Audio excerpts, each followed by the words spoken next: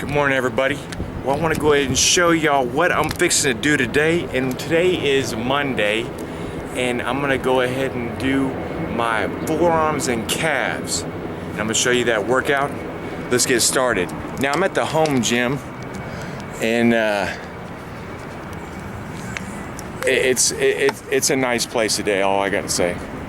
This is a little gym. We got to get the stopwatch started, so I'm gonna get this done in 15 minutes. I can tell you that. Boom, we're started off.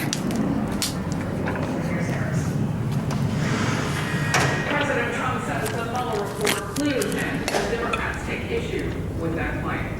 We are outnumbered over time now. I'm Harris Walker, the president at the White House. Just a few moments ago, you're watching it live here on Outnumbered and Over Time, saying the special counsel acted honorably as he claims victory and a complete and total exoneration after Robert Mueller's report found no conspiracy between his campaign and Russia, but stopped short of clearing him on obstruction. White House Press Secretary Sarah Sanders echoed the president's remarks earlier.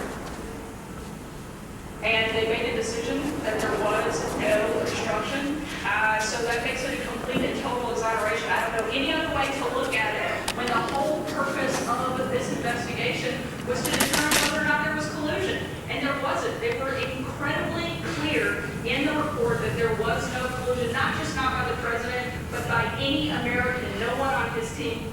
The Democratic chair of the House Judiciary Committee, Jerry Nadler, says Mueller's findings do not put the president in the clear, and that he's willing to go all the way to the Supreme Court to get the entire Mueller report.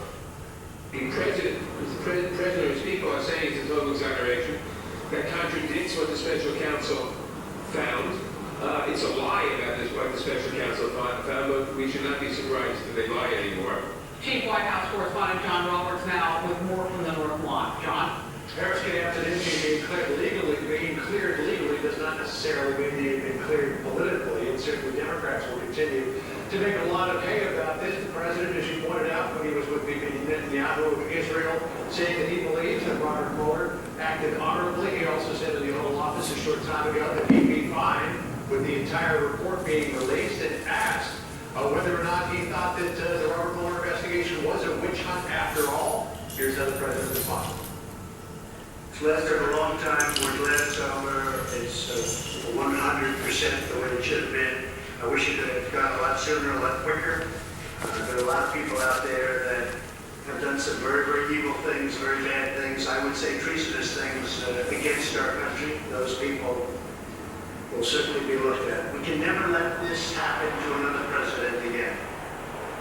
Can never let this happen to another president again. The president also saying that not many people would have been able to weather their way through it, suggesting that he had to have a tough constitution in order to be able to make it. The White House, meantime, taking a flamethrower to the president's critics, insisting that what Barr sent up yesterday to Congress is a clear indication of vindication for the president. Listen to Sarah Sanders here. I think it's disgraceful that we had $25 million in taxpayer money to chase a witch hunt that never should have taken place in the first place. I think Democrats and the liberal media should be absolutely embarrassed by their behavior over the last 2 years in their breathless reporting and their hope. It's not just that they reported and spread a slanderous, malicious lie, but they hoped for the takedown of the President of the United States. So the next step, the Attorney General there, you see leaving his house in McLean yesterday, will determine how much of the report to release. That, no doubt, will require consultation with Robert Mueller and may require consultation with the White House counsel's office about matters that may be covered by executive privilege. Again, the press secretary here. The one thing we do want to be careful about and be clear is that we want to do the right thing, not just for this president, but for all administrations. We want to make sure we're protecting the office of the presidency. We have to look at things like executive privilege. We have to look at protecting sources and methods for the intelligence community. The Democrats not satisfied with what they heard from the Barr letter, zeroing into that sentence in the letter that reads, quote, while this report does not conclude that the president committed a crime, it also does not exonerate him as it relates to the insurrection question.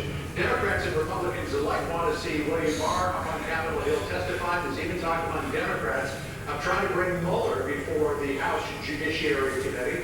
We'll see how far that goes. And because, Harris, a lot of people were charged and are going to jail as a result of this investigation and not Russia collusion, that also opens up the question of whether the president might be pardoning a few folks. Senator Lindsey Graham from South Carolina today said he doesn't think that should happen, but it probably wouldn't play well.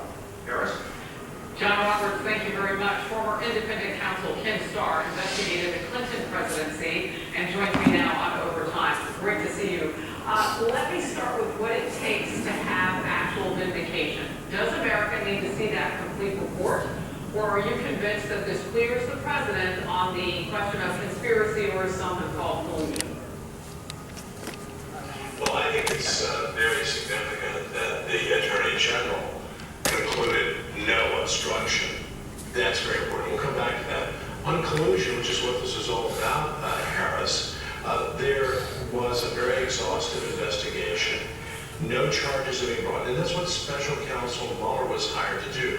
Should you prosecute one or more persons, should you bring an indictment potentially even against the President of the United States, assuming constitutional issues is set aside? And he's closed that. No further indictments. So from what a special prosecutor, special counsel is charged with doing, the president has won. And that victory cannot be taken away from him. Now we move into politics, but he's won on the law. All right. You said that you saw a clearing of the president too on obstruction, and Democrats are saying, including Chairman Nadler and also Representative House Intel, that is not the case. That is still up in the air. You wrote something for your investigation producer report, and that led to the impeachment of President Clinton. September 1998, we got a there's 11 possible grounds for impeachment. The two listed was obstruction of justice. What do you have to prove or show on that, and why not? Well, I saw the same ad. Remember, I looked at Amazon. I saw the same ad on eBay also. But not for Bob Mueller. Bob Mueller punted. I don't think that was wise on his part. I don't think it was courageous on his part. But apparently this was known from some of the reporting I've seen several weeks ago that for whatever reason, Bob Mueller was not going to come to arrest. On the one hand, and the other, that was not his job. But now, what we do know is that someone who I have great confidence, and the country should have great confidence, and that is Bill Barr, supported by Ron Rosenstein, who, of course, made the initial appointment of the special counsel, had concluded, they laid it out, that they consulted with department officials, that they reviewed the evidence. They apparently had several weeks to review this, and under the settled practices and principles of federal prosecution, there is no basis for prosecuting anyone. Now, that's a clean bill of health from the Justice Department, which I think is Now, you're right. Years ago, very briefly, we submitted the referral, which we were required to do under the independent counsel statute, to Congress, and as we identified obstruction of justice as one of the possible grounds. That was a statutory obligation. You know, we're in a different field now, and it's one of the things I think so many of the commentators aren't appreciating, that that's not what these regulations call for. The regulations call for Mueller to file a confidential report with the Attorney General.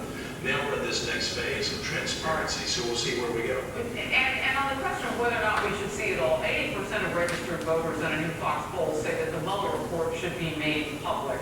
And for this point, Well, there's also, there's a whole lot of stuff that I'm sure is sensitive. Trump and his allies are looking to turn the tables now.